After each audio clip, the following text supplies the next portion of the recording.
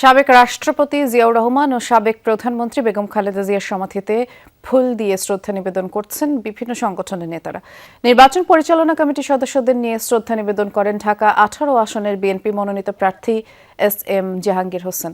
এ সময় দলের প্রয়াত নেতা নেত্রীদের জন্য দোয়া করেন তারা। এস.এম. জাহাঙ্গীর বলেন, নির্বাচনী কোনো প্রচারণায় নয়, বরং পরিচালনা কমিটির সদস্যদের নিয়ে এসেছি দলের অভিভাবক প্রয়াত জিয়াউর রহমান এবং খালেদা জিয়ার জন্য দোয়া করতে। নির্বাচনী আচরণবিধির প্রতি সতর্ক থেকে কাজ করে যাচ্ছি।